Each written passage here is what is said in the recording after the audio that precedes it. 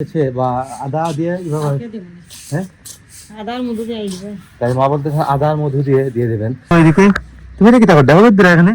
হলুদ আর নিম পাতারে জল দিয়া হলুদ স্প্রে দিন রে বাবা রে, এই দিকে গাছের অবস্থা।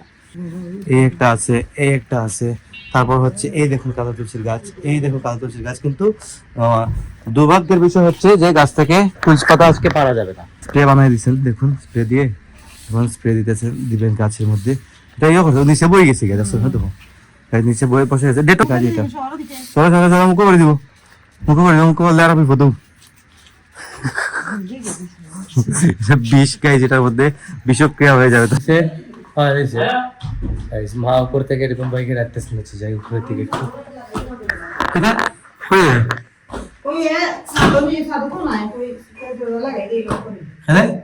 তো রেগুলার ব্লগ আসছে না, এটা ঠিক গাইস, কারণ হচ্ছে ব্যস্ততা।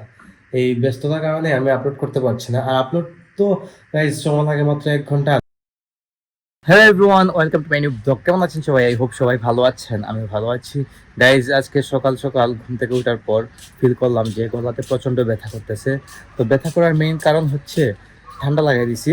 আর যেহেতু শীতকালে গাইজ বাইরে ঘোরাঘুরি করলে তো একটু ঠান্ডা লেগে যায়। তো এইটা হচ্ছে আমার প্রতি বছরের এই একটা সমস্যা, মানে একটু ঠান্ডা, মানে একটু ঘোরাঘুরি যদি করি তাহলে কিন্তু ঠান্ডা লেগে যায়। আর বিশেষ করে কন্টিনিউয়াসলি বাইক চালাই, তো দ্যাটস ওয়াই ঠান্ডাটা লাগে বেশি। তো গলা ব্যথা করতেছে, মাকে বলছিলাম যে কালো তুলসী দিয়ে কিছু রস করে দেওয়ার জন্য। তো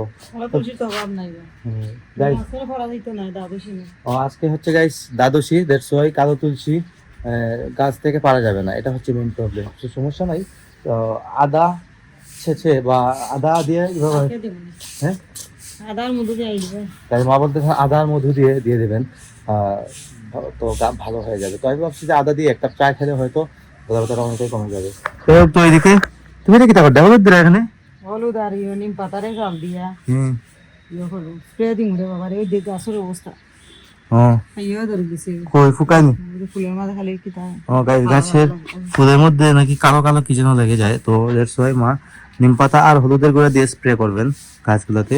স্প্রে করলে হয়তো এগুলা চলে যাবে। তো হয়তো এটা আমি জানি না এটা সম্পর্কে। আর কালো তুলসীর কথা যে বলছিলাম, দেখুন গাছ কালো তুলসী কিন্তু অভাব নেই। এই দেখুন এটা হচ্ছে কালো তুলসীর গাছ, এই একটা আছে, এই একটা আছে, তারপর হচ্ছে এই দেখুন কালো তুলসীর গাছ, এই দেখো কালো তুলসীর গাছ। কিন্তু দুর্ভাগ্যের বিষয় হচ্ছে যে গাছ থেকে তুলসী পাতা আজকে পারা যাবে না। তো দ্বাদশীর দিন পারা যায় না গাইস, এটা হচ্ছে মেইন বিষয়। তো যাই হোক সমস্যা নেই, কালো তুলসী দিয়ে খেতে হবে এটা কোনো বিষয় না। আদাও খাওয়া যায়, আদা দিয়ে ইয়ে করা যায়। আর তারপর হচ্ছে কি গায়ে রোদ লাগাতে আসছে সাথে, মেইন কথা হচ্ছে আমার এটা। হ্যাঁ, রোদ লাগালে অনেকটাই স্বস্তি পাওয়া যায়, এই হচ্ছে বিষয়। আর রাতে গাইস প্রচণ্ড ঠান্ডা পড়ে, দেখলে এই 2-3 মাস কিন্তু একটু প্যারা হবে, এটা আমি জানি, এটা প্রতি বছরই হয় আমার। আর মা অলরেডি স্প্রে বানিয়ে দিচ্ছেন দেখুন, স্প্রে দিয়ে এখন স্প্রে দিতেছেন, দিবেন গাছের মধ্যে। এটা ইয়ে করছে নিচে বই গেছে গাছ দেখো, নিচে বয়ে বসে গেছে। ডেটল আছে না, তাই না? মেডিসিন দিছি। কি মেডিসিনটা? গাছের মেডিসিন। গাছের মেডিসিন দেওয়া হয়েছে। এখন স্প্রে করে এই দেখুন কিভাবে স্প্রে করা হয় গাছের মধ্যে। তো এইভাবে স্প্রে করলে নাকি গাছের পোকা টোকাগুলা চলে যায়। তো জানি না, আমি আজকে প্রথম শুনলাম। গাছের বাদে দিতে হয় না, ঘুরে দিতে হয়? সবকিছু নাকি দিতে হয়। এই দেখুন পরিষ্কার চলতেছে, ক্লিন গাইস কন্টিনিউয়াসলি হয়, সেটা আপনারা দেখছেন। মাঝে মধ্যে কিছুদিন আগে দেখছিলেন যে কাবেরি এটা ক্লিন করেছিল, তো কাবেরি তো চলে গেছে, এখন রিপন ভাই করতেছে। রিপন ভাই কাজ এটা সরা সরা সরা মুখে করে দিব, মুখে করে দিব, মুখে করলে আর বিপদ। বিষ গাই যেটার মধ্যে বিষক্রিয়া হয়ে যাবে, তারপর দেখা যাবে। যাই হোক, তো এই সুপারি গুলো নিয়ে আইছে নাকি ইয়ে থেকে, মানে গাই এই সুপারি গুলো বাড়ি থেকে আসছে, কিছুদিন পর পরে সুপারি আসে আমাদের বাড়িতে, কিন্তু প্রচন্ড সুপারি হয়। পাপড় পাপড় কিতা দিই, এই দেখুন মা সাবুদানা দিয়ে পাপড় শুকাতে দিচ্ছেন। তো পাপড় কি এটা কি লাগানো হইব গো? হ্যাঁ গাই এটা নাকি শুকাইতে হয়, শুকানোর পর নাকি আমি জীবনে দেখিনি গাই, এটা প্রথম হয়তো মা বলতেছে। হ্যাঁ না না খাইলাম না কোনদিন। তুমি করলাই না তুমি?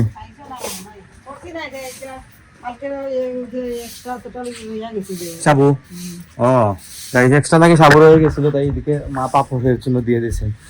তো ঘরে বানানো পাপড় আর কি, এটা হচ্ছে মেন বিষয়।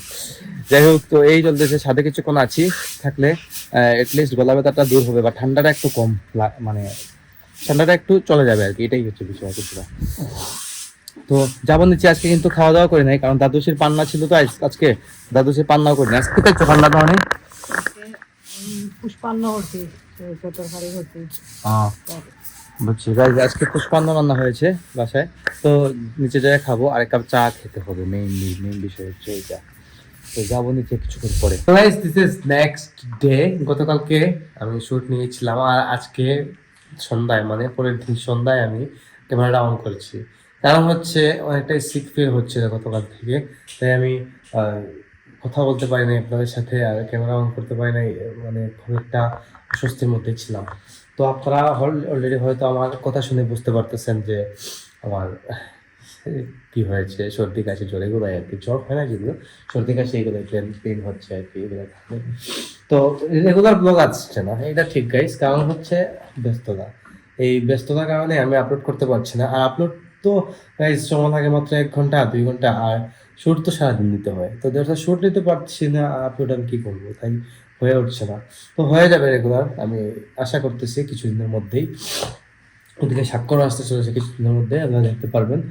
আর এখন হয়ে গেছে সন্ধ্যা, আর আমি সারাদিনে একটু পর পর চা কফি খেতেছি। ঘুম থেকে ওঠার পর মা আমাকে কালো তুলসী দিয়ে আর দিয়ে আদা, তারপর হচ্ছে মধু দিয়ে কি যেন একটা তৈরি করে দিয়েছি, এটা খেয়েছিলাম।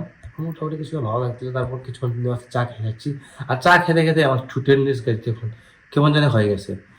যাই হোক, এটা হয়তো চা খাওয়ার ফলে হয়ে যায়। তো এখন আবার কফি খেতে হবে, আর সন্ধ্যা হয়ে গেছে। সন্ধ্যা কফি খাইতে হইব, ভালো এলো তুমি আসলে।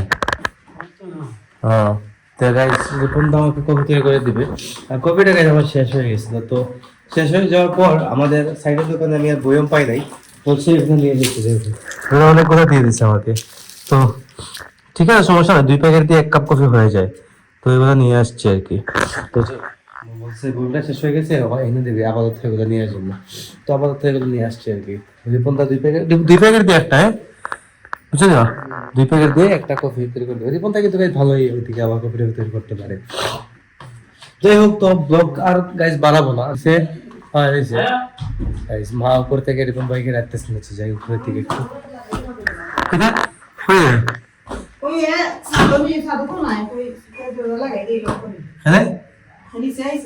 অত সকাল কালে মা বলতেছেন মানে দরজা লক করে দিবেন। তো সন্ধ্যার সময় তো গাইজ লক টক করে দিতে ভালো। যাই হোক, তোর রিপন তোমাকে চাতুরি করে দেবো, তোকে আমি এখানে করে দিচ্ছি, আপনার আমাকে তোকে ফলো করতে পারেন। আমার ফেসবুক ইনস্টাগ্রাম লিঙ্ক পিছনে ডেসক্রিপশনে পেয়ে যাবেন। এটাই হোপ আজকে ভিডিওটা আপনাদের ভালো লেগেছে। ভিডিও ভালো লাগলে অবশ্যই লাইক করবেন, কমেন্ট করবেন, শেয়ার করবেন, এবং চ্যানেল নতুন হয়ে থাকলে সাবস্ক্রাইব করে আমাকে সাপোর্ট করবেন। তো দেখা হচ্ছে নেক্সট ভিডিওতে, ভালো থাকুন, সুস্থ থাকুন। Thank you so much for watching.